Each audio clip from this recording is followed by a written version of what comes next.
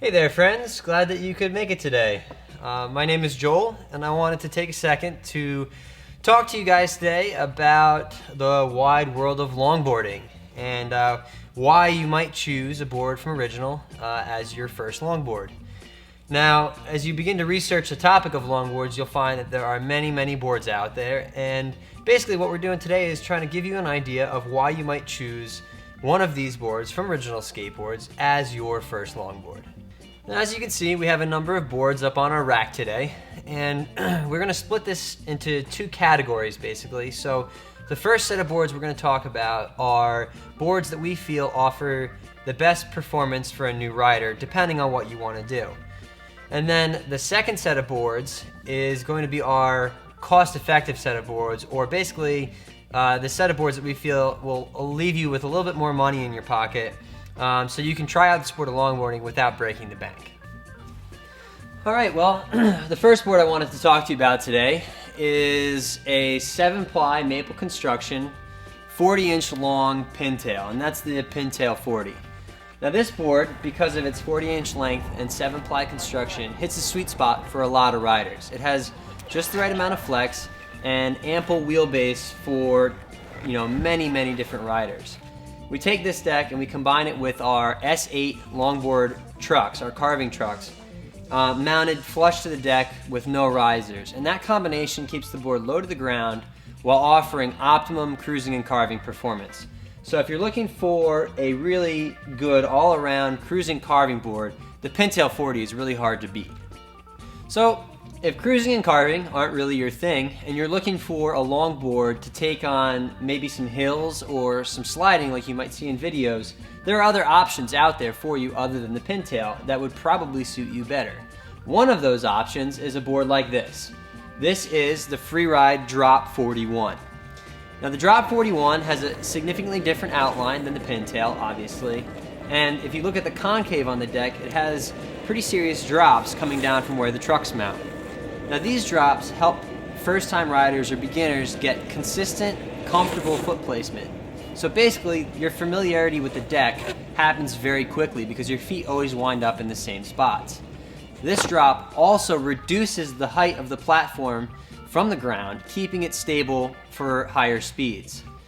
And you can mount it with your traditional trucks, either top mount or drop through because of the drop slot. So if you're a beginner and you're looking for more of a free ride or hill-oriented deck, the Drop 41 is a definite consideration over, let's say, something like the Pintail 40.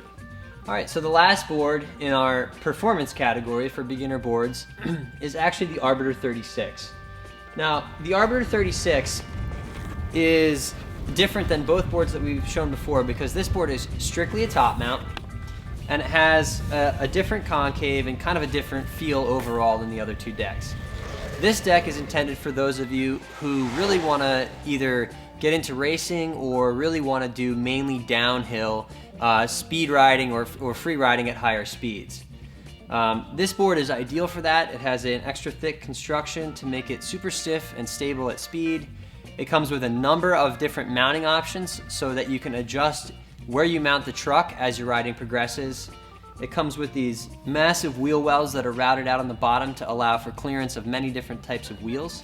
So all in all, if you're a beginner and you know that you really want to go fast and that you have the need for speed, the Arbiter is definitely a great beginner board for you as opposed to some of these other options because it's really intended for that purpose. It's intended for you to get out there and take on some big hills and really go fast. Okay, so we've been through three boards that are, performance boards for those of you looking to get into longboarding. And now we're going to switch gears a little bit and start talking about boards that are going to be the most cost-effective and, maybe the cheapest way to get into the sport and try it out and see if you really, really enjoy it.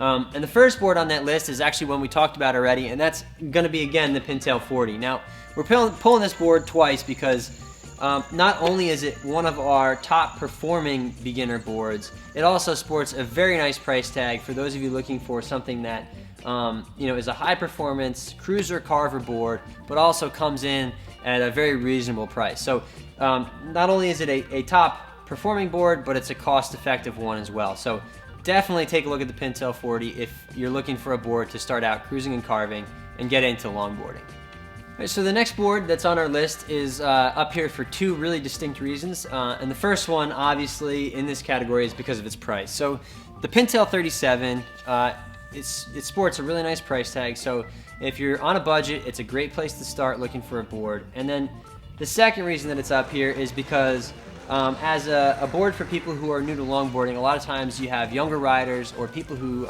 maybe don't weigh as much, don't have as much mass to throw around. This board is shorter and lighter, and it allows younger, smaller riders to really hop on and get performance out of a small board. Now this also comes standard with our S8 carving truck, so it has loads of carving performance despite the fact that it's in a slightly smaller package, and it's a little bit lighter and easier for the younger, smaller guys and gals to get around with. So definitely look at the Pintail 37 if you are looking, if you're a smaller rider, or like I said, because it has a really nice price tag. All right, so the last board we're going to talk about today is a board for those of you who possibly have some other board sports experience.